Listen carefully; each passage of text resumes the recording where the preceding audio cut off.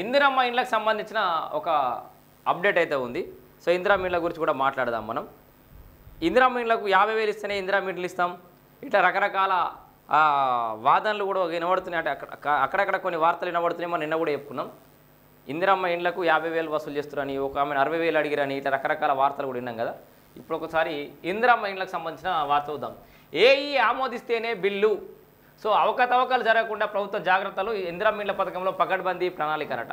So ఏం చేస్తుంది ప్రభుత్వం మరి ఇందిరమ్మ ఇండ్లకు సంబంధించి అంటే, ఇటీవలే ఓ బిల్ కలెక్టర్ సర్వీస్ నుంచి రిమూవ్. ఇలాంటి పునరావృతం కాకుండా చర్యలు. వచ్చే నెల విధుల్లో చేరనున్న 390 మంది ఏఈలు. 390 మంది ఏఈలను తీసుకొని ఒక్కో గ్రామానికి 2 గ్రామాలకు ఒక ఏఈని పెట్టి ఆయన ఆమోదిస్తేనే బిల్లులు ఇవ్వాలి అని నిర్ణయిస్తుందట సర్కార్. ఏంది? ఇందిరమ్మ ఇండ్ల పథకంలో క్షేత్రస్థాయిలో అవినీతి అక్రమాలకు ఆస్కారం లేకుండా ప్రభుత్వం జాగ్రత్తలు తీసుకుంటోంది. ఇందుకోసం రాష్ట్ర వ్యాప్తంగా 390 మంది అసిస్టెంట్ ఇంజనీర్లను ఏఈలను నియమించాలని నిర్ణయం తీసుకున్నది. ఇప్పటికే ఏఈల నియామకానికి ప్రభుత్వం నోటిఫికేషన్ జారీ చేసింది. వచ్చే నెల నుంచి వీరు విధుల్లో చేరనున్నట్లు తెలుస్తోంది. సో 390 మంది అసిస్టెంట్ ఇంజనీర్ల నియామకానికి కూడా ఆల్రెడీ నోటిఫికేషన్ జారీ అయిందట. ఏఈలు ఆమోదించిన తర్వాతనే ఇందిరమ్మ ఇళ్ల బిల్లులను రిలీజ్ చేయాలని ప్రభుత్వం నిర్ణయం తీసుకున్నట్లు సమాచారం. 505 పోస్టులకు 125 మంది. సో పోస్టులు ఏమో 505 ఉన్నాయి.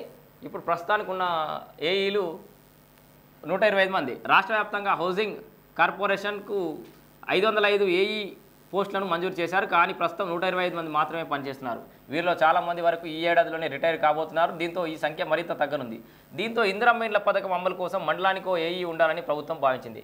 మండలానికి ఒక అసిస్టెంట్ ఇంజనీర్ అట. టీజీపీఎస్సీ ద్వారా ఏఈల నియామకం చేపట్టాలంటే సో టీజీపీఎస్సీల ద్వారా ఇందిరమ్మ ఇండ్ల హలో నమస్తే, లైవ్లో ఉన్నా నేను. నర్జట సో లైవ్లో ఉన్నా. ఓకే ఒక 10 మినిట్స్ హాఫ్ అన్ అవర్లో చేస్తా. లైవ్ స్టార్ట్ అయింది ఇప్పుడే. ఓకే.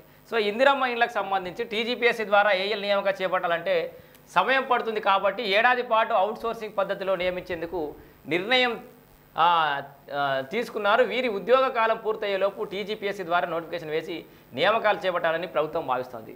సో 390 పోస్టులు, 10,000కు పైగా అప్లికేషన్లు. ఎన్ని? 390కి పైగా పోస్టులు, 10,000కు పైగా అప్లికేషన్లు. ఏంది? రాష్ట్రంలో 390 ఏఈల నియామకానికి ఈ నెల 4వ తేదీన నోటిఫికేషన్ ఇవ్వగా 11వ తేదీన దరఖాస్తుల స్వీకరణ ముగిసింది. నోటిఫికేషన్ ఇచ్చారు, దరఖాస్తులు కూడా తీసుకున్నాడు. ఆల్రెడీ సుమారు 10,000 వరకు దరఖాస్తులు వచ్చినట్లు అధికారులు చెప్తున్నారు. ప్రస్తుతం వారి సర్టిఫికేట్ల వెరిఫికేషన్ కొనసాగుతున్నట్టు తెలిసింది. నియామక ప్రక్రియ చివరి దశకు చేరుకున్నట్లు అధికారులు చెప్తున్నారు. కొత్తగా నియామకమైన వారికి హైదరాబాద్ మాదాపూర్లోని NAC national academy of construction కార్యాలయంలో వారం రోజుల పాటు శిక్షణ ఇవ్వనున్నారు.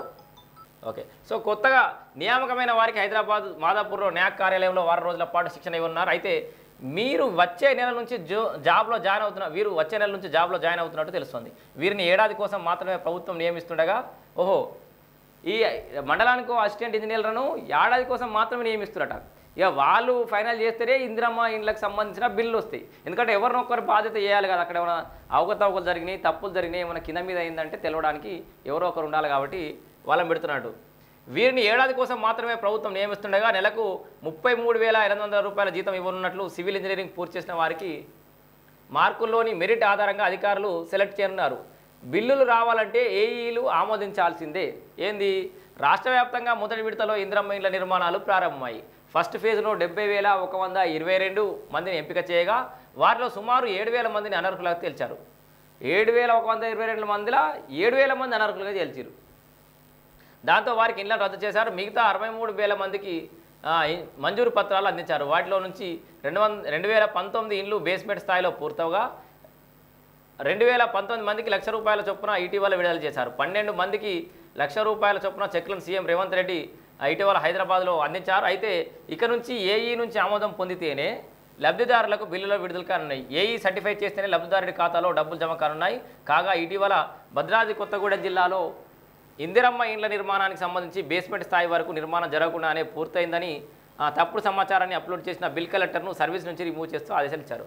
సో బేస్మెంట్ స్థాయి వరకు కూడా నిర్మాణం కాకుండానే తప్పుడు సమాచారం ఇచ్చి చేసిన అని చెప్పేసి ఆయనను ఆదేశాలు ఇచ్చి తీసేశారు. సో ఇది ఇందిరమ్మ ఇండ్లకు సంబంధించిన బిల్లులు రావాలంటే మండలానికి ఒక అసిస్టెంట్ ఇంజనీర్ నియామకం చేస్తుంది ప్రభుత్వం. 390 మంది వాళ్ళ నియామకమైనాక వాళ్ళు ఆమోదిస్తేనే ఇందిరమ్మ ఇండ్లకు సంబంధించిన బిల్లులు వస్తాయి. ఇది ఇందిరమ్మ ఇండ్లకు సంబంధించిన ముఖ్యమైన అంశం.